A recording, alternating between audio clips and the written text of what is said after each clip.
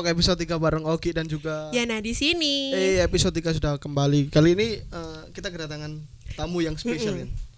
Anita, seorang gubernur Dema. Sapa dulu dong, Anita. Apa kabar Anita? Halo, baik banget. Dan juga rekan-rekan yang Rekannya sangat rekan dekat bagi kita. Ucup, Yusuf. Halo. Apa kabar Yusuf? Ya baik. Gimana akhir-akhir ini dengan pandemi seperti ini? Sehat-sehat aja nih. Enggak, maksudnya apa yang Anda kerjakan saat ini? Lebih lama rebahan. kesibukannya cuma rebahan aja ya. Ya enggak sih. Kelihatan banget sih ya mukanya ya Gi ya. Kalau rebahan terus sih. Tapi emang rebahan itu diwajibkan buat negara kita hari ini sih. Kenapa kok gitu Kenapa? Anita? Iya, kenapa kok seperti itu? Ya daripada keluar gitu kan ngabisin duit, kita juga gak ada pemasukan. Oh iya Oke. benar juga sih, lagi pandemi juga kan ya. Terlalu pusing kita mikirin negara. tapi kan setiap ada musibah pasti ada hikmah di baliknya. Iya. Apa yang kalian dapat dari musibah saat ini gitu? Mungkin saya bisa menghasilkan karya Iya, atau apa ada kesibukan yang lain gitu. saya bisa meraih cita-cita saya, kan gak ada yang tahu. Mungkin ada gitu. Siapa dulu nih yang jawab? Terserah, monggo Mas. Bayangin 3 bulan kita di rumah, gak ngapa-ngapain kan? Ya harusnya kan ada itu 1-2 karya atau sebagainya. Oke. Tapi masih belum dikerjakan ya. Nah Masih itu. gantung ya. Anita gimana? Ini ralat 6 bulan deh kayaknya. Iya, 6 bulan. Ya, Maret sampai sekarang. Sampai bulan. sekarang udah mau Oktober loh. Alhamdulillah gak rebahan sih, gak rebahan terus. Lebih banyak gibah sama tetangga sih kalau di rumah. Wow, itu Banyak karya, termasuk adalah omongan-omongan yang nggak kita tahu ketika kita ada di tanah rantau, seperti itu sebenarnya. iya sih sebenarnya. Anita sebelumnya dari mana sih? Dari Probolinggo. Dari Oh, Probolinggo. Kalau Di sini- Mas Yusufnya? Surabaya sendiri. Oke, deket sih. Putra kok putra ya? Arek Arek Surabaya Surabaya, bahasanya. Sedangkan iya. Anita adalah orang Orang Probolinggo. Di sini ngekos ya hari itu. Nomaden. Pindah-pindah kos. berpindah-pindah. Iya, kan sekarang kosnya udah berhenti tuh. Ah. Terus sekarang dikontrakan orang, kadang di rumah temen yang lagi sendirian. Mandiri banget ya. Ya harus lah. Nomaden kayak gitu. Tapi menarik sih Meminimalisir sebenarnya. pengeluaran. Iya sih bener sih. Iya. Kalau Anda tetap ngekos kan nggak tentu dalam sebulan itu ada terus ya di kos terus gitu. Sebenarnya menarik. Tapi enak nggak sih sebenarnya kayak gitu itu? Tergantung yang jalanin sih. Kalau aku ya enak-enak aja. Kalau aku sih Nggak ada masalah kan berarti. ya lebih enak makan bakso sih sebenarnya. Oh, lebih enak makan bakso daripada nomaden ya. Ya Iya iyalah. sih, iya sih. Bisa dimakan. Oke. So, kita kembali ke topik pembicaraan yang utama ya. Jadi saya dan Yana di sini mengundang teman-teman kedua ini untuk membicarakan hubungan antara mahasiswa dan organisasi dengan mahasiswa itu sendiri. Kepentingan mahasiswa dengan organisasi dan kepentingan bisa nggak sih jalan organisasi tanpa mahasiswa itu sendiri? Monggo Yana bisa. Nah, kalian kan di sini kan kayak organisasi mahasiswa tuh kayak nggak lepas dari organisasi kayak gitu ya. Kalian setuju nggak sih dengan statement aku? Setuju. Setuju kan? Nah, pasti kalian di kampus juga pasti menjalani kegiatan organisasi kayak gitu ya. Mulai dari Mbak Anita sendiri nih. Gimana sih Mbak Anita ini menyikapi hal seperti itu? Kayak misalkan yang terus-terusan organisasi kayak gitu, atau kayak Mas Yusuf sendiri juga. Mas Yusuf sendiri pernah ikut organisasi atau kayak gimana sebelumnya selama kuliah di sini? Pernah. Oke. Iya. Berapa organisasi yang Mas Yusuf ikuti? Berapa ya? 2 kalau nggak salah. Kurang lebih 2 ya. Masih aktif nggak sampai sekarang? Ya salah satunya aktif. Oke, salah Tinggal satunya satu. aktif. Nah, gimana sih kalian berdua ini menyikapi hal tersebut, kayak misalkan yang kayak gini ya, apalagi di pandemi kayak gini nih ya, menyikapi hal tersebut kayak misalkan apa ya Gi ya? Masih relevan nggak sih Relevan organisasi nggak dalam sih? mahasiswa pada saat ini? Pada saat ini. Konteksnya, gini ya. Iya. Konteks pandemi ini. Konteks Iya. pandemi gitu. Ini siapa dulu nih yang jawab? Monggo Oke, Anita oke, dulu. oke. Bisa. Kalau menurut aku sih masih relevan ya, karena kalau organisasi gak ada mahasiswa kayaknya bukan organisasi. Karena organisasi itu hanya tempat kosong kalau gak ada orang-orang yang sama, seperti misalnya nih kayak Swada sekarang ya. Oke, Swada. Kalau gak ada orang-orangnya, gak ada penggeraknya, lalu apa yang mau dihasilkan? Karya apa yang mau Oke, dihasilkan, seperti iya itu. sih. Kalau menurutku sih. Terus kalau pas pandemi gini seharusnya jadi tantangan buat kita. Kita seharusnya harus lebih kreatif, harus lebih bisa menghadapi zaman. Kita jangan sampai keikut senang-senang aja, karena zaman kemarin kan kita gak ada pandemi, gak ada yang kayak gini, yang gak ada yang pembatasan-pembatasan seperti ini. Seharusnya ini jadi pacuan buat kita untuk lebih bisa mengikuti zaman sih menurut aku. Berarti artinya kita dituntut untuk beradaptasi dari Nah, benar, beradaptasi. pandemi ini.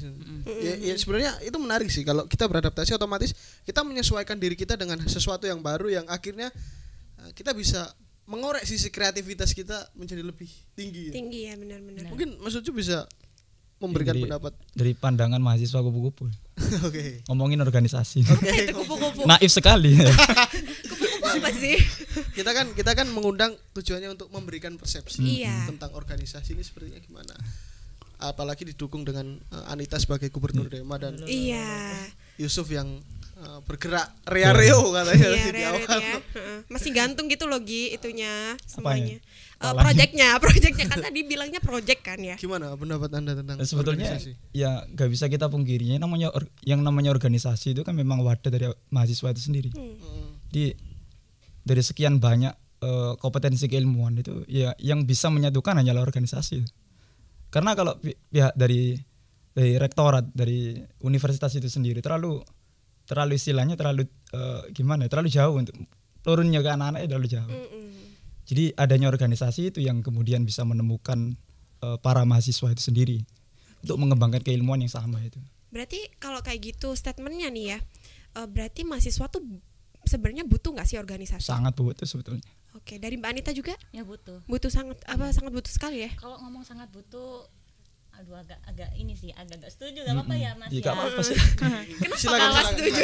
Ini menarik kalau ada salah satu tidak setuju. Justru Ini malah yang kupu-kupu malah yang sangat setuju, yang sangat mendukung. Ini gimana ceritanya?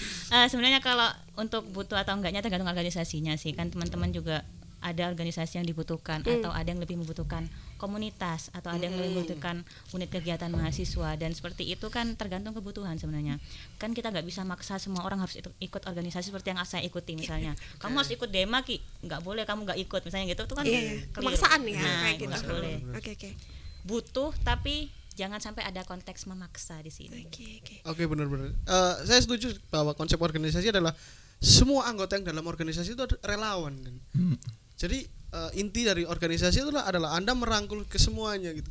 Kalau Anda memaksa mereka lama-lama ya akan lepas gitu kan, bener kan?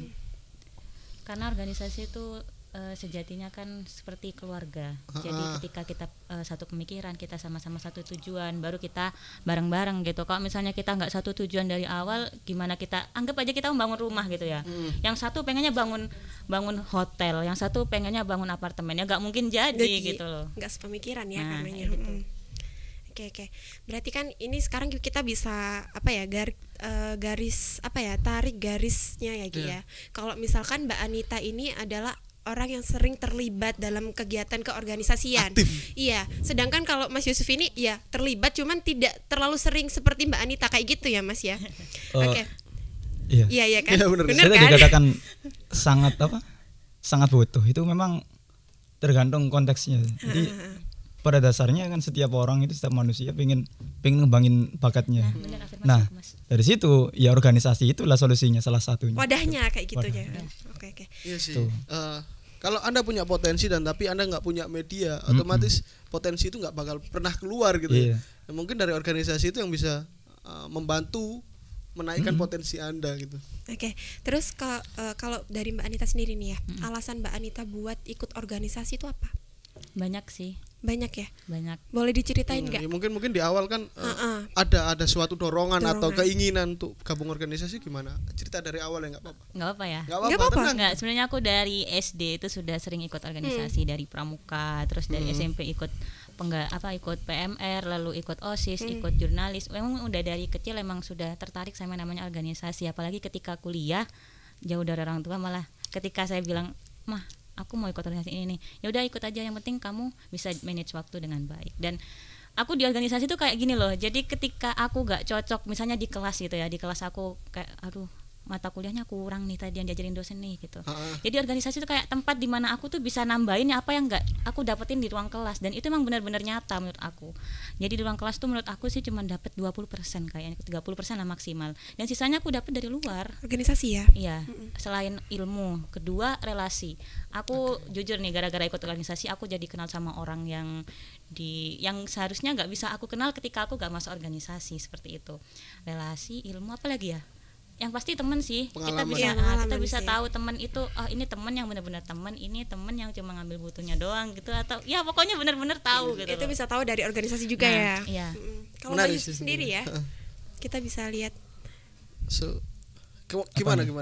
Anda kan pernah ikut organisasi dan saat ini tidak aktif dalam sebuah organisasi. Gimana awalnya dan sampai hingga saat ini Anda Kalau tidak? saya sendiri sih ya. Jadi awalnya kan memang saya bikin skala prioritas nih. Oke. Jadi kuliah saya itu memang bukan satu-satunya kegiatan. Di belakang kuliah saya itu ada tanggung jawab lain gitu, yang memang harus saya Prioritaskan. utamakan. Itu. Jadi awalnya memang tertarik sih sama organisasi kemahasiswaan kan utamanya. Tapi background saya di organisasi-organisasi yang ada di luar kemahasiswaan itu yang kemudian mengharuskan saya tidak untuk kemudian berkutat di kemahasiswaan itu sendiri. Karena memang benturan waktu dan sebagainya itu. Oke, mungkin Ogi ada yang mau ditanyain? Tapi Mas Yusuf, bicara tentang tadi yang saya ngutip benturan waktu tadi itu, sebenarnya prioritasnya itu yang mana sih gitu loh? Yang sampean maksudkan tadi prioritas hingga sampai ada benturan waktu itu, sampean memprioritaskan yang mana? Organisasi di luar perkuliahan itu.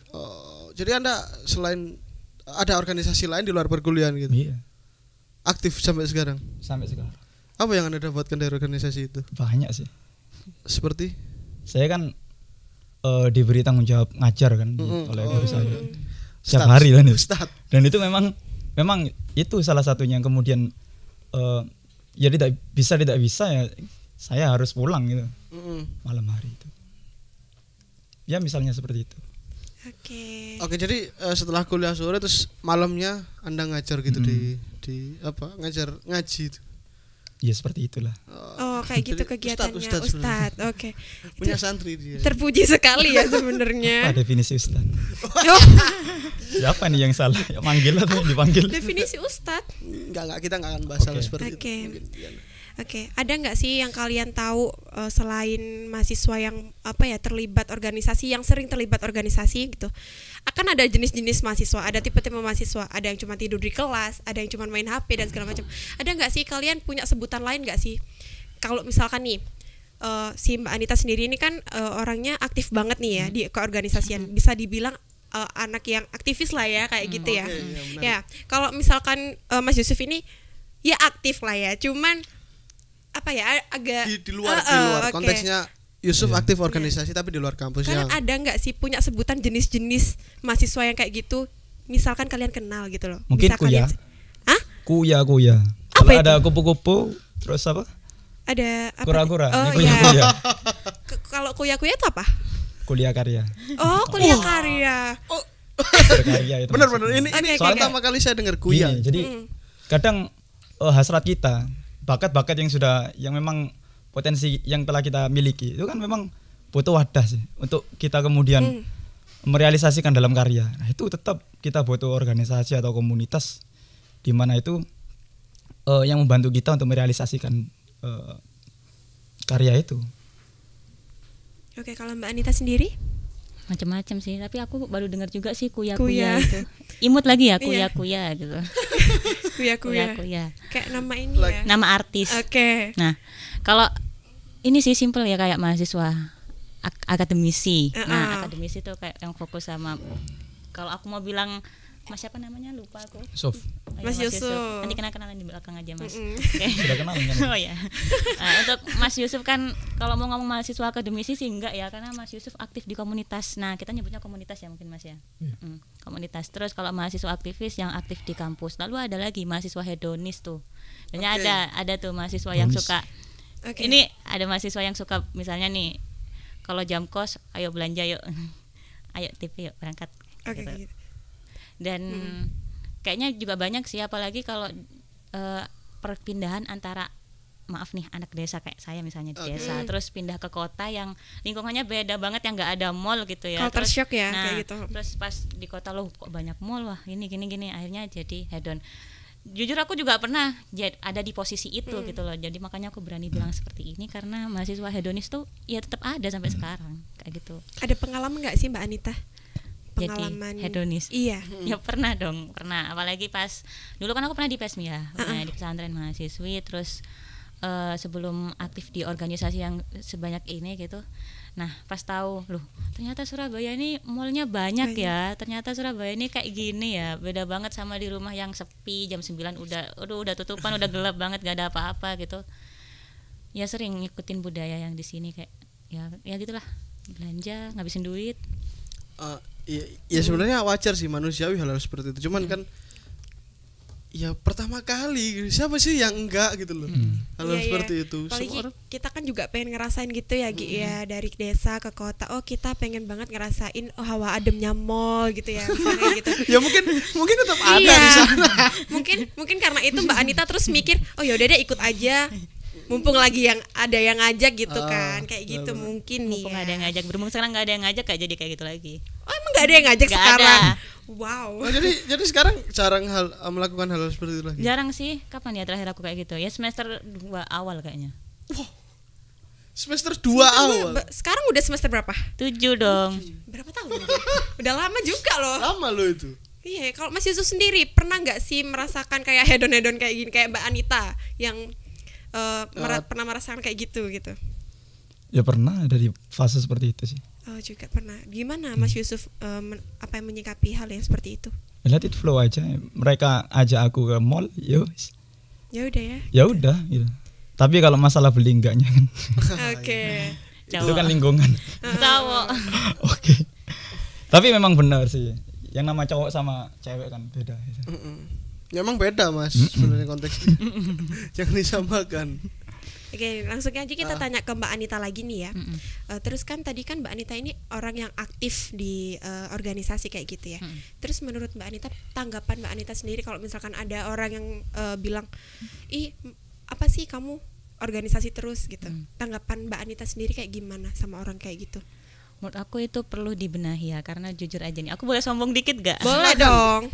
Di sini tuh tempatnya sombong. Oh ya, di sini tempatnya sombong. Oke. Kita memberi wadah untuk sombong. Ini kalau di menurut bintang Emon tuh ini nggak maksud sombong ya. Aku cuma cerita dikit. Gak apa-apa. Dikeluarkan sombong. Nggak, kalau pemikiran tentang anak organisasi yang nggak fokus sama kuliah katanya, terus kuliahnya berantakan, itu salah besar menurut aku. Sampai sekarang dari aku semester 1 sampai semester 7 sekarang IPK aku tak pernah di bawah 3,5. Selalu di atas itu ya? Ya, nggak pernah di bawah. Atau boleh dibilang nggak pernah di bawah 3,7 deh kayaknya. Wow, 3,7 berarti rentangnya 3,8 dong 3,7, ya? 3,7 tapi 3,7 atas lah ya, kayak gitu. Oke. Tengah-tengah. Oke. Nggak pernah Jadi, turun atau nggak pernah? Ya pernah sih 3,6 gitu pernah. Cuman kayak nggak pernah gitu loh di bawah 3,4 itu nggak pernah. Jadi kalau misalnya Anita organisasi terus nggak pernah ngurus kuliah, wah salah banget itu, salah banget bener, karena ini loh contohnya aku. Ya, ini sombong nih, Enggak. Maksudnya gimana Anda menjaga keefektifan Anda manage dalam berkuliah? waktu. Justru aku dari organisasi tuh belajar. Kita bukan diatur sama kesibukan, tapi kita yang mengatur kesibukan. Kita yang Kayak bikin gitu. jadwal. Kita yang bikin kesibukan, jangan mau diatur kesibukan kayak gitu. Oke. Terus kalau Mas Yusuf sendiri menanggapi orang-orang yang misalkan, ih kamu tuh cuma di rumah aja, kamu nggak ngapa-ngapain gitu loh. Padahal kan kita bisa lihat orang itu nggak tahu kan diri kita kayak gimana sebenarnya, iya kan? Terus Mas Yusuf menanggapinya kayak gimana? Ya dari berkarya, kemudian komunitas yang memang sama sih nasibnya, terpinggirkan seperti itu. Apanya yang terpinggirkan? Ya dengan perspektif orang-orang yang seperti kurang itu. Ini ya, kurang apa ya namanya Yiki ya? Gimana? Apa ya, kayak apa ya Allah. Sama-sama dipandang sebelah mata itu memang punya power tersendiri. Iya sih sebenarnya, karena kalau kurang dihargai benar, itu loh maksud aku. Ya ampun. kita kurang dianggap ada, dan itu memang benar. Tapi karya-karyanya ada kan Mas kayak gitu? Ya ada. Tapi emang kurang dihargai mungkin kayak gitu. Mungkin kurang marketing, jadi orang-orang bukan karyanya tapi orangnya. Orangnya. Bukan karyanya tapi orangnya. Dari situ kemudian mungkin teman-temanku yang senasib atau keterlaluan gitu. Yang gimana?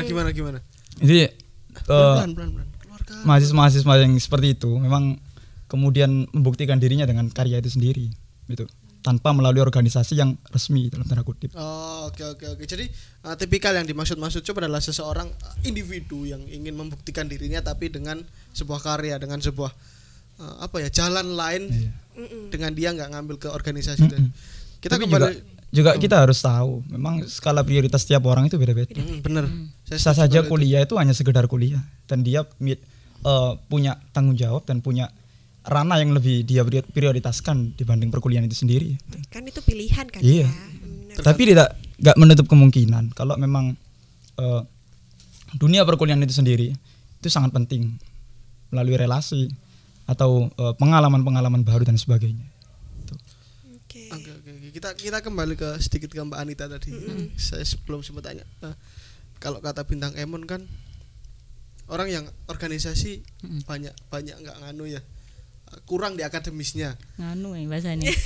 Enggak. Maksudnya kurang apa ya? Ini organisasi Mapala atau organisasi apa? Enggak. Yang saya tanyakan itu kenapa sih bisa seperti itu gitu loh. Apa sih yang salah dengan dia gitu loh kok sampai stereotipnya mungkin ya Ki ya kayak gitu ya. Kayaknya tuh kalau nyalain organisasinya keliru kayaknya Dek. Soalnya gak mungkin soalnya organisasi tuh ngajarkan hal yang jelek. Bener sih. Nggak mungkin ngajarkan hal yang jelek. Orangnya yang kurang memanage waktu aja sih. Jadi ketika ada seseorang gitu ya, nilai seseorang nih, orang itu kok kayak gini ya, ikut organisasi apa tuh misalnya kayak gitu, hanya yang dinilai jelek organisasinya seperti itu, hampir sama seperti itu sih. Padahal sebenarnya gak semua orang seperti itu gitu. Gak semua orang seperti itu, cuman ya mungkin pribadinya. Nah tergantung gitu. Pribadinya dan tergantung circle-nya sih terutama. Tergantung circle-nya, dan ketika kita ada dalam satu circle gitu ya, terus di circle itu cuman kita yang baik misalnya kita doang yang baik, otomatis kan kita juga bakal dinilai buruk gitu. Oh iya, gitu, iya karena masuk dalam lingkaran itu tadi ya. Lingkaran itu. Ya, tapi sebenarnya di lingkaran Mbak Anita ada nggak sih orang seperti itu? Yang mana? Yang dia fokus ke organisasi tapi akademisnya hancur gitu, yang berbanding terbalik dengan Mbak Anita. Ya kalau ngomong itu sih kayaknya ada ya, tapi aku nggak pernah survei sih PK-nya anak berapa. Iya sih, ya juga sih. Mungkin ada, tapi aku nggak pernah survei. Tapi pasti ada lah kayak gitu. Karena kan nggak apa ya.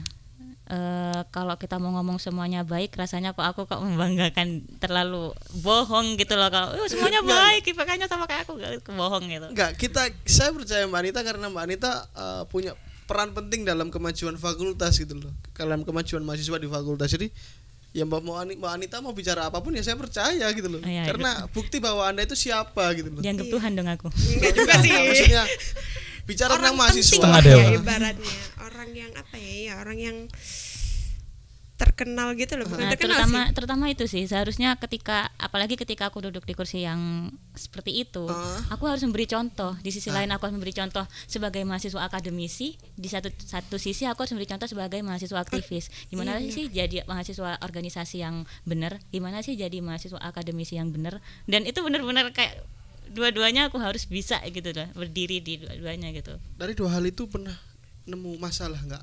Ada problem yang benar-benar dilema gitu, kau bingung harus apa gitu? Pernah nggak ya? Mungkin ini sih problemnya, lebih ke kayak aku milih ngerjakan tugas dulu atau milih datang rapat, mungkin seperti itu. Oke, itu pilihan yang sangat berat sih sebenarnya, sama-sama penting sih. Kalau kita bicara tentang organisasi kembali lagi ya. Oke. Ucup, kamu merasa tanpa organisasi saat ini nilai akademismu gimana?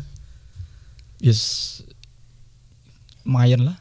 Oke. Di atas 35. Tadi harus 35 sama tinggi, dong sama. Iya. Sama berarti, dong. Sebetulnya benar katanya Mbak Anita tadi, jadi kita ikut organisasi atau tidak gak ada pengaruhnya itu di dalam dunia perkuliahan itu sendiri. Oke. Itu. Oke. Kecuali memang kalau dia ikut organisasi menjadikan fokusnya teralihkan di organisasi itu sampai melupakan yang prioritas itu. Mungkin dari situ dia memang sengaja memprioritaskan organisasi. Bisa saja ya. Iya. Semua kan yang dimaksud adalah yang saya maksud jalannya orang kan masing-masing. Tinggal gimana dia, perspektif dia tentang kehidupan dia. Tapi kalau masalah orang lain kan pasti mandang jelek kalau orang seperti itu. Kayak misal saya enggak, bukan saya, contohkan saja saya Iya. lebih mementingkan organisasi daripada kuliah. Anda melihat jelek apa, bagi saya enggak, karena saya dapat relasi di sini dan saya bisa langsung kerja ke sana gitu. Benar. Secara kacamata objektif ya, seperti itu memang kan. Iya, benar. Buat apa kita nilai tinggi kalau setelah lulus oke, relasi tidak ada. Iya, Kemana kita? Benar. Mau kemana kita? Benar. suka greget nggak sih Mbak Anita nih ya, ngelihat orang yang cuman kuliah aja tidur gitu, habis kuliah pulang tidur kayak gitu kan, suka greget nggak sih? Apa Mbak Anita tuh terbesit di pikirannya kayak pingin, ayo sih kamu nggak ikut organisasi aja, kenapa gitu? Itu kan cari relasi kayak gitu. Pernah greget kayak gitu nggak sih? Kalau greget kayak gemes gitu enggak sih, cuman kalau ada orang-orang deket saya terus dia tuh orangnya misalnya terlalu sering kayak rebahan gitu, ayo ikut aku aja misalnya ke sana gitu, nanti tak kenalin ke ini gitu, dan akhirnya itu benar-benar kayak bawa dia, oh akhirnya kenal sama orang sini, oh akhirnya kenal sama orang sana, kenal sama atasan sini gitu. Dan sebenarnya malah keseringan bukan aku yang ngajak sih, malah keseringan, Kak ayo Kak ajak aku, sekiranya aku kenal sama ini nih gitu, oh ya boleh gitu. Jadi kayaknya mereka keseringan sih diminta gitu loh buat ngajakin teman-teman. Soalnya kalau aku ngajak tuh kayak kesannya kayak gimana ya, Gurui gitu ya, menggurui, padahal sebenarnya niatnya nggak menggurui. Cuman ada sih kalau misalnya teman dekatku sendiri terus anaknya diem terus, aku malah nggak suka, eman sama waktunya sih. Kalau seharian tidur itu kan nggak baik juga toh. Ntar Iya, stroke benar. tiba-tiba kan Iya. bahaya. Stroke tiba-tiba kan bahaya gitu. Gak bisa bangun dia. Itu malah lebih susah lagi gitu. Udah nggak bisa ngapa-ngapain ya kayak gitu. Coba gimana coba, ada pendapat nggak tentang orang yang kan kita bicara bukan membicarakan Anda ya, orang yang setelah kuliah memang benar-benar pulang dan dia nggak melakukan apa-apa. Gimana pendapat Anda tentang seperti itu? Suatu saat dia akan pasti akan lihat realitas seperti itu sih. Jadi introvert atau tidaknya dia itu sebetulnya butuh terhadap circle, terhadap bantuan orang lain itu sendiri, relasi, komunitas dan sebagainya. Sosial. Iya. Walaupun dirinya sendiri merasa terpaksa, tapi keterpaksaan itu memang nggak bisa kita nafikan dan itu harus memang karena kita butuh gitu. Oke. Teman-teman untuk bantu kita dan sebagainya. Berarti Anda nggak setuju dengan orang-orang seperti itu? Setuju, mungkin secara karakter dia seperti itu. Oke. Tapi secara Realitas ya, realitas. kacamata objektif memang tidak dibenarkan. Tuh. Alangkah lebih baik. Alangkah lebih baik.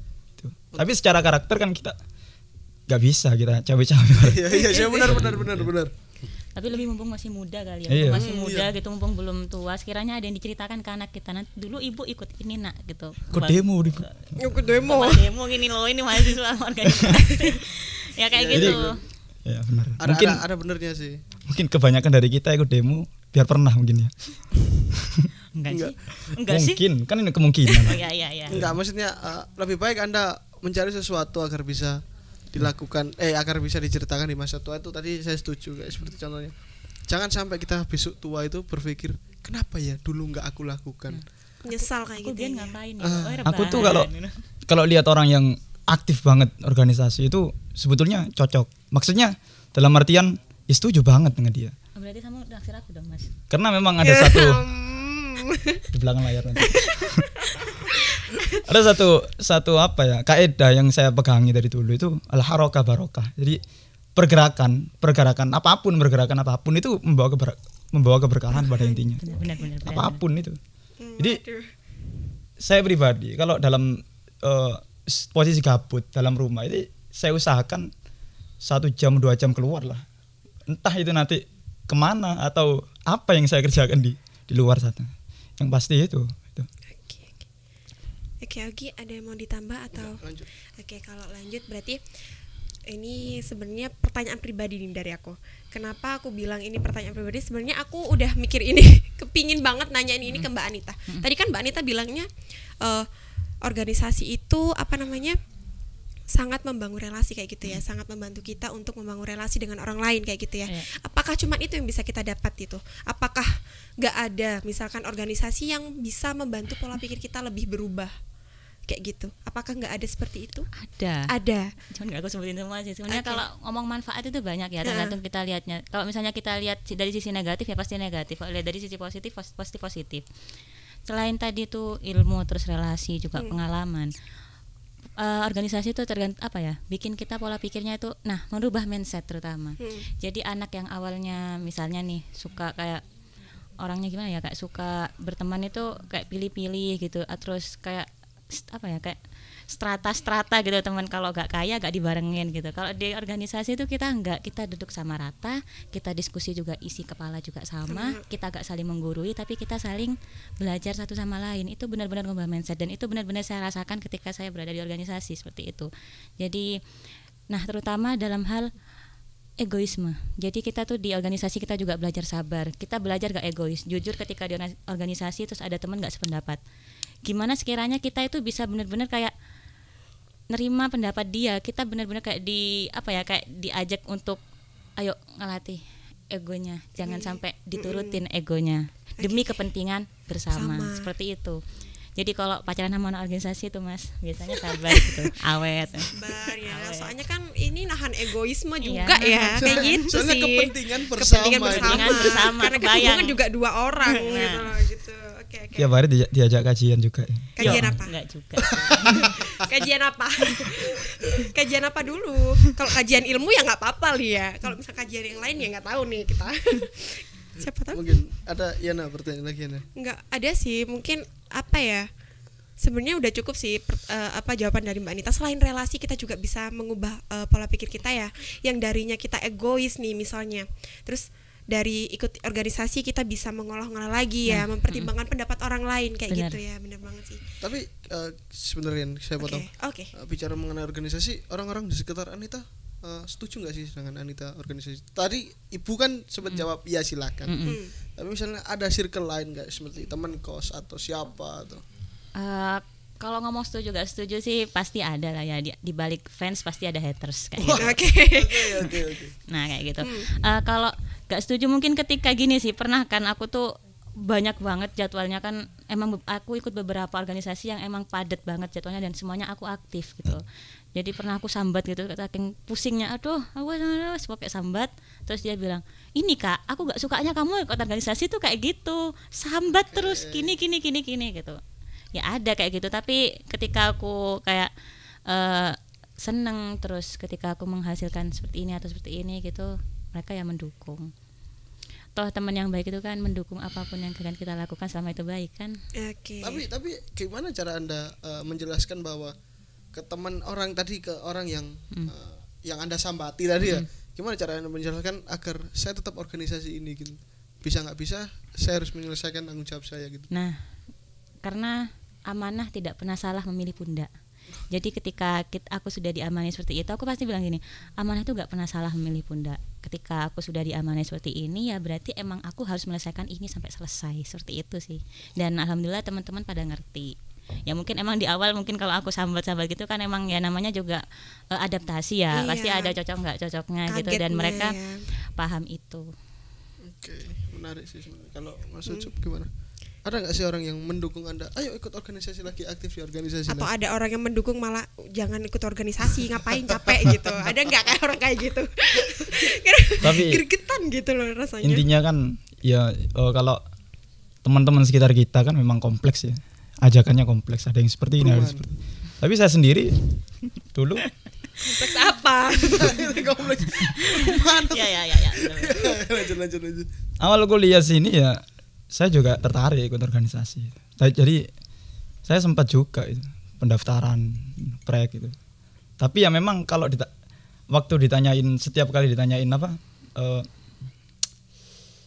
waktu itu nggak bisa jawab saya. Pokok di luar jam perkuliahan atau di luar istilahnya masuk malam saya nggak bisa ikut, tinggal. Gitu. Iya sih, tapi memang banyak organisasi yang melakukan acaranya itu malam ya, kayak rapat ya. Tapi ada satu organisasi yang sampai sekarang itu saya aktif. Tapi ya konsekuensinya keikutsertaan saya ya selama saya bisa handle dari luar itu. Kayak nulis itu kan. Oke. Iya sih. Dari mana saja kan kita. Nulis di rumah ya bisa ya. Iya. Karena di kamar mandi sambil nulis ya juga. Malah banyak inspirasi kalau di kamar mandi. Bener kan? Berarti kan benar pernyataan saya. Soalnya kamu biasanya kayak gitu ya. Iya. Gimana kan, ya? Ada. Enggak sih, aku gini. Kan Mas Ucup tadi kan orangnya bilangnya kalau misalkan ada yang mau ngajak nih, kalau misalkan ada yang mau ngajak organisasi lagi, mau nggak sih? Tergantung organisasinya itu. Tergantung organisasinya. Tapi kalau misalkan itu demi kebaikan Mas Ucup sendiri gimana? Yang paling tahu kebaikan saya kan saya. Oh, aduh. Itu kadang kala. Tersenyum. Karena memang enggak setiap orang kan punya skala prioritas. Kalau memang Iya. itu yang dijadikan dia patokan, ya selamanya ya itu skala prioritasnya. Tapi nggak menutup kemungkinan pemikiran-pemikiran dari orang lain itu memang butuh gitu kadang untuk kita jadikan pedoman dalam hidup. Tapi kalau memang sudah seseorang ini punya skala prioritas dan itu sudah pakem, ya buat apa itu? Terus kalau misalkan tadi Apalagi kan kalau memang concern keilmuan, mungkin tiap-tiap mahasiswa kan punya concern keilmuan sendiri-sendiri. Kemudian ada organisasi yang memang tipikal organisasi itu bukan organisasi pengembangan bakat, cuma organisasi saya katakanlah mungkin secara umum, Mbak. Secara umum seperti DEMA dan sebagainya itu kan organisasi yang memang concernnya bukan pengembangan bakat dalam arti kompetensi keilmuan. Iya, benar-benar sih. Jadi kalau memang seseorang punya concern keilmuan dalam satu bidang atau dua bidang itu memang ya lebih ke itu. Tapi kalau misalkan tadi Kak Mas Ucup kan bilang yang tahu diri Mas Ucup sendiri adalah diri Mas Ucup sendiri kan, kayak gitu kan. Nah, kalau misalkan dalam studi kasusnya Mas Ucup tadi yang Mas Ucup kan juga ikut apa namanya kayak kerja, bukan kerja ya, apa kayak tadi ngajar ya. Ngajar kan itu kan juga dari ini kan, dari apa namanya? Istilahnya dari suruhan Pak Ustadznya sendiri kayak gitu. Misalkan ayo kamu ikut saya ngajar kayak gitu. Tapi terus habis itu kan juga demi kebaikan Mas Ucup kan, demi apa ya, kayak demi pengembangan juga kan. Seperti yang Mas Ucup tadi bilang, kalau misalkan ada apa namanya organisasi kan ada yang biasa aja, terus ada yang diperuntukkan untuk mengembangkan bakat kayak gitu. Nah, kalau organisasi Mas Ucup sekarang, menurut Mas Ucup sendiri udah bener nggak sih menjalani organisasi yang sekarang? Jalani apa Yang organisasi menjalani. sendiri? Bukan yang tadi yang maksudnya panduan dari Pak Ustadznya, iya. Menurut udah baik nggak sih menurut Mas Ucup sendiri? Ya, baik lah. Enggak, maksudnya apa keuntungan untuk kamu? Iya. Itu pengembangan keilmuan. Jadi saya nggak hanya ngajar. Ngajar itu sebetulnya cuma istilahnya kalau dalam keilmuan itu cuma refreshing. Gitu. Oke. Ngajar itu adalah refreshing kata Ucup. Jadi contoh ya, 10 jam kita belajar.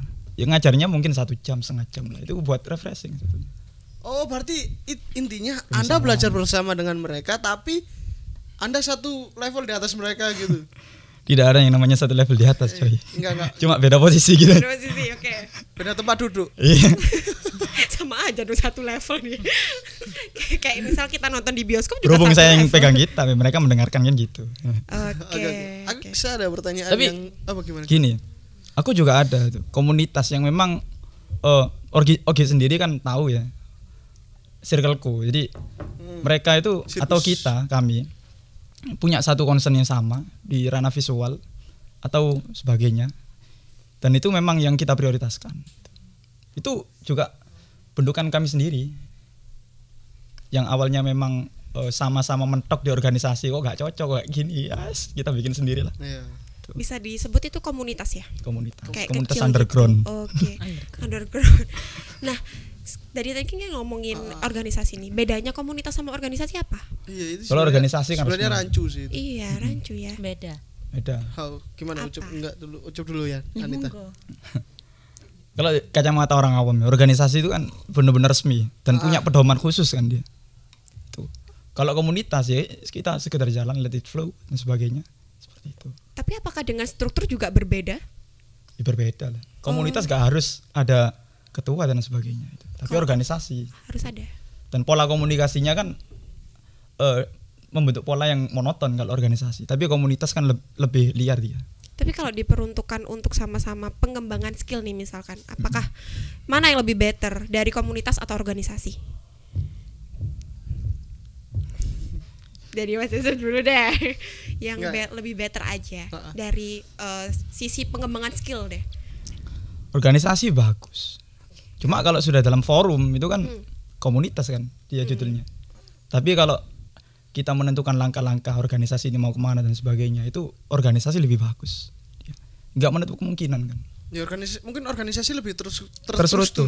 Seperti kata Mas Iya. Ucup kan komunitas let it flow let gitu. it flow. Mungkin Mbak Anita ada penjelasan tentang apa sih bedanya komunitas dan Udah organisasi? dijawab sih tadi.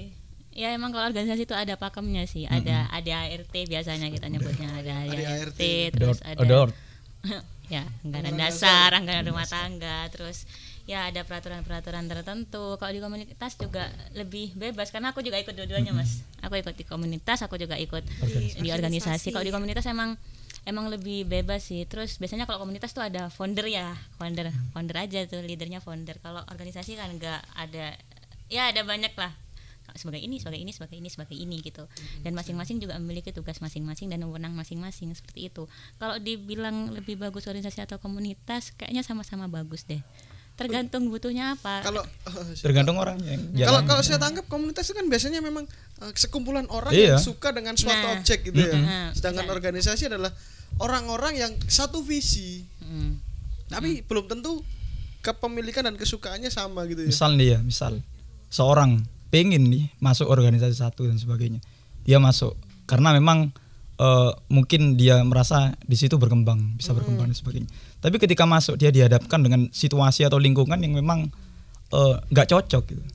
Atau mungkin saking terlalu formalnya dia kemudian nggak bisa menyesuaikan waktu dan sebagainya. Akhirnya dia break. Kan bisa saja seperti itu. Benar. Itu organisasi. So, sekarang saya tanya langsung lempar ke Anita. Anita ya. Anda pernah menyesal nggak sih ikut organisasi? Sejauh ini enggak sih. Jadi Anda merasa enjoy gitu, santai gitu?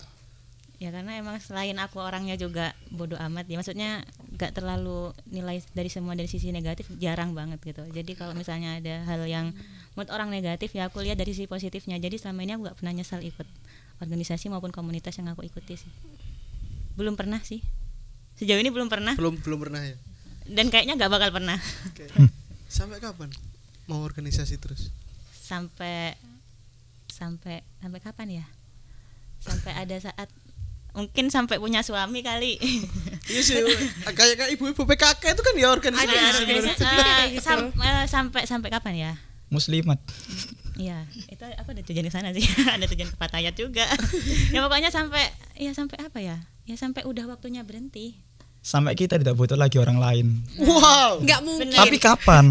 Kan nggak mungkin kan? Anda dikubur juga butuh orang lain. Nah itu. Kalau kita tanya kapan kita nge-break itu yang namanya organisasi atau komunitas, ya jawabannya sampai kita nggak butuh lagi orang lain. Tapi kapan itu loh?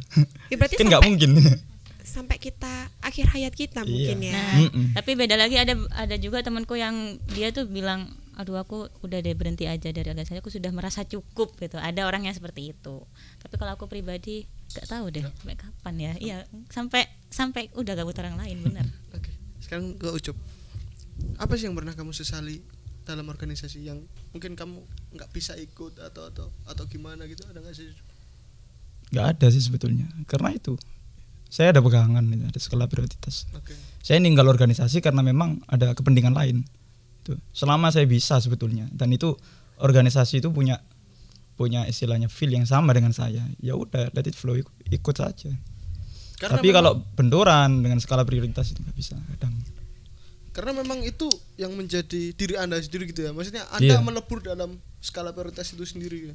Sehingga organisasi yang Anda ikuti sebelumnya memang nggak ada pengaruhnya sama organisasi yang saat ini gitu ya. Iya. Sedikit banyaknya seperti itu. Kalau ngomong-ngomong masalah prioritas nih, tadi kan Mas Ucup punya pegangan sendiri ya buat nggak ikut organisasi. Bukan nggak ikut organisasi sih, cuman lebih meminimalisir organisasi ya. Tapi tetap pada akhirnya ada nih komunitas-komunitas lain itu yang kemudian terbentuk dengan sendirinya. Karena memang kita butuh itu. Kita tetap butuh ya, karena kita kan juga makhluk sosial gitu ya, butuh dengan orang lain, relasi dan segala macam. Kayak gitu. Mungkin Ogi mau nambahin? Enggak sih, ada pertanyaan lagi enggak? Enggak sih, tadi kalau misalkan kita nanya skala prioritas kan Mas Ucup kan bilang itu pegangan ya. Kalau kita lihat cerita dari Mbak Anita sendiri dari tadi kan prioritasnya organisasi gitu ya.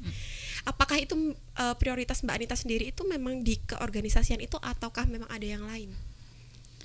Kalau ini maksudnya prioritas gimana sih? Prioritas hidup ya, kita bilangnya prioritas hidup. Kalau tadi kan Mbak Anita bilangnya kalau organisasi mau sampai kapan gitu kan, Oginya tanya. Sampai kata Mas Ucup sampai kita nggak butuh orang lain kan kayak gitu ya. Cuman kalau misalkan dibilang dari skala prioritas, pasti punya pegangan dong, gitu ya. Nah untuk pegangan hidup di lain organisasi, selain organisasi, apakah Mbak Anita punya itu? Ada. Dan organisasi itu adalah salah satu jalan menuju itu, menurut saya pribadi. Oke. Alat.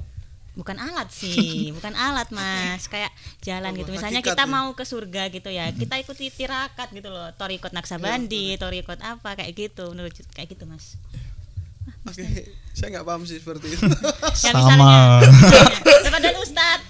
Iya makanya. Nggak Ucup pasti Next. paham itu. Siapa yang bilang Ustaz? Agak-agak. Dia ya. dulu. Emang dari awal ketertarikan sama organisasi itu benar-benar kuat ya Anita? Ini dari SD. Dari SD ya, pramuka dan lain Dari ini Dari sih. Oro. Nah, ya enggak lah. Dari ini juga dari lingkungan juga kan, dari keluarga juga mendukung. Dari Dan circle. dari circle. Emang dari dulu sih kumpulnya. Iya sih, emang kita dibentuk dari dimana kita tumbuh sebenarnya. Padahal ada patah kalau tumbuhlah kamu dimanapun kamu ditanam kan. Tapi Oke. mau gak mau kita bakal tumbuh di mana di tempat kita ditumbuhkan.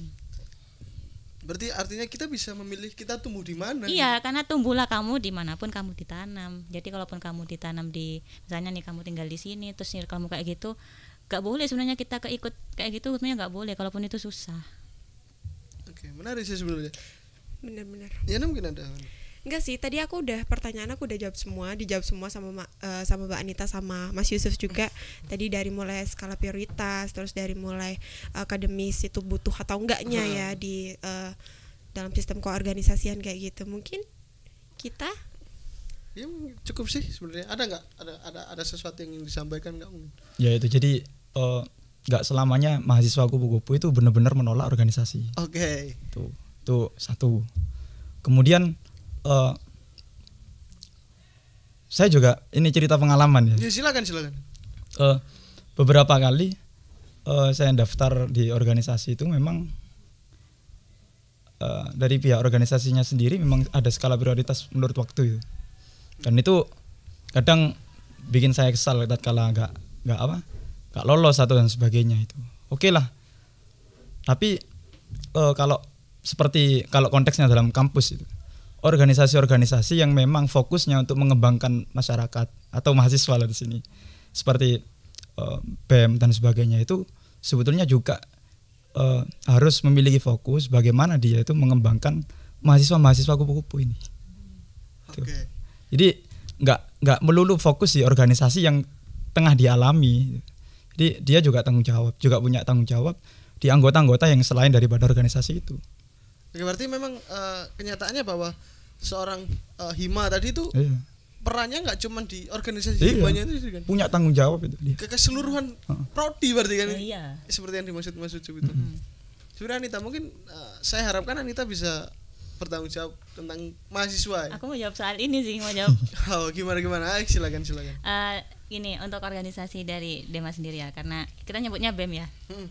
Untuk BEM fakultas itu sebenarnya cuman kayak apa ya? Gini, organisasi dan masyarakat. Misalnya aku ini gini, kita analogikan kita itu naik kapal laut. Oke. Gak semua orang bisa jadi nahkoda, gak semua orang bisa jadi awak. Nah, ketika kita sudah jadi nahkoda, kita butuh awak. Kita sebutnya pengurus. Oke. Nahkoda leadernya. Dan kita bertanggung jawab mau dibawa kemana penumpang ini. Dan itu memang harus gitu loh. Jadi ketika saya juga duduk di kursi BEM, saya juga ya ada banyak orang di sana. Jadi ketika saya memutuskan suatu hal, saya pikirkan apakah saya sudah mempresentasikan mahasiswa dakwah. Apakah saya sudah mempresentasikan keinginan mereka. Jadi ketika saya memutuskan untuk misalnya mau menyampaikan ke rektorat atau ke dekanat, apakah ini kepentingan saya pribadi atau kepentingan masyarakat dakwah, kayak gitu. Ini menjawab pernyataan dari Mas Ucup. Terus kalau tambahan sih gini, kita belum selesai sih tadi ngomong. Kenapa kok saya bilang organisasi itu adalah jalan menuju mimpi saya? Karena di organisasi saya menemukan passion saya ketika saya menyukai menulis gitu kan. Saya menyukai menulis gitu. Oh ya, saya sekarang aktif menulis di salah satu website online gitu. Platform Nah, gitu ya. Konten-konten ya, content writer berarti. Ya bisa jadi. Nah, jadi jalan saya menuju sana itu saya dilahirkan di organisasi itu. Saya dilahirkan di sana, dilahirkan di organisasi dan akhirnya membentuk saya seperti itu. Makanya saya bilang itu jalan menuju mimpi saya kayak gitu. Saya yang suka menulis, lalu saya yang suka ya bikin kayak gitu-gitu. Nah, konten misalnya kayak gitu. Jadi ini juga sih penting juga. Jangan jadikan organisasi untuk meraih kepentingan sih kayak gitu. Karena sejauh ini aku nggak pernah sih nyari kepentingan kayak kepentingan sesuatu yang material itu enggak. Aku lebih nyari kepada ilmu. Terus nah ini juga jangan cari sesuatu di organisasi tapi berilah kamu bisa memberi apa untuk organisasi. Oke. Seperti ucapan John F Kennedy sih, jangan meminta kepada negara, tunjuk apa yang bisa kamu Ya, berikan kepada itu negara. om saya itu. Oh, omnya dia. John F Kennedy itu omnya Anita. Oke. Oke, menarik sih sebenarnya pembicaraan kita kali ini Sangat tentang menarik. organisasi, tentang seorang Gubernur Dema ya. Iya. Gubernur Dema adalah ketua Dema Fakultas yang bisa kita sebut buat Iya. teman-teman di sana yang nggak tahu, dan Ucup seorang apa? Pekerja seni, karya-karya. Iya. Apa kupu-kupu gua? Ustad. Anjing. Dari sini kita bisa tahu ya kalau misalkan orang yang nggak suka organisasi itu nggak cuma tidur aja kok, bener. ya kan? Nggak cuma tidur aja. Terus orang yang aktif organisasi itu juga bukannya nggak bisa tidur ya, tapi tetap ada prioritas yang harus diprioritaskan beberapa Bahwa ya dan halnya. bukti bahwa kalau organisasi nggak selamanya meruntuhkan nilai akademis Iya, adalah Anita. Jadi Anita. dia bisa membuktikan bahwa Menentukan. akademis dan organisasi itu benar-benar bisa berjalan bersama gitu Iya, kan. bener banget. Dan Ucup bisa membuktikan bahwa akademis adalah sesuatu yang penting, di balik akademis ada sesuatu yang diprioritaskan juga. Akhirnya Ucup tidak mengambil organisasi kampus itu tadi ya. Dengan prioritasnya ya, Ah. dengan berpegang teguh. Sebenarnya dengan menarik prioritas. jawaban kita bisa mengulik apa itu organisasi, apa itu komunitas, mana skala prioritas dan lain sebagainya. Iya benar banget. Ada nih, lagi ya Kak. yang mungkin bisa Enggak sih, mungkin udah cukup dari kita karena kita udah seneng banget nih, kita udah kedatangan tamu yang sangat menginspirasi kita semua mungkin ya di dalam ranah keorganisasian ya. Mungkin insan muda di rumah juga bisa tahu, oh organisasi ini apa sih? Organisasi kayak gimana sih di dalamnya. Terus misalnya kalau kita nggak ikut organisasi tuh emangnya penting kayak gitu ya. Emangnya berpengaruh gitu kalau misalkan kita ikut atau kita nggak ikut kayak gitu ya. Ya kayak gitu ya. Semoga dalam pembicaraan saya bersama Anita dan Yusuf ini bisa menjadikan jawaban buat teman-teman di luar sana. Alangkah baiknya Anda ikut organisasi atau tidak. Alangkah baiknya Anda bisa menentukan skala prioritas Anda atau tidak. Dan alangkah baiknya seorang akademisi itu juga perlu organisasi menurut saya gitu. Sekali lagi terima kasih untuk Mas Ucup dan Mbak Anita bersedia hadir gitu. Sama-sama. Jangan lupa ya sama dari rumah buat like, komen, dan subscribe di channel YouTube-nya Sufada Radio. Dan tunggu episode kita yang keempat ya Gi ya. Bener. Jangan, pokoknya pantengin terus saja stok karena kita akan update terus berita-berita tentang mahasiswa setiap hari Sabtu di Manalika Kebelukan di YouTube. Sufada Radio ya, di channelnya Sufada Radio. Makanya kalian harus nonton nih. Di YouTube doang sih. Kita juga ada loh Sepun. Instagram ya. Ya makanya. Oke. Ya terima kasih untuk teman-teman yang sudah menonton. Kita ketemu lagi minggu depan. Oke. Ciao. Makasih.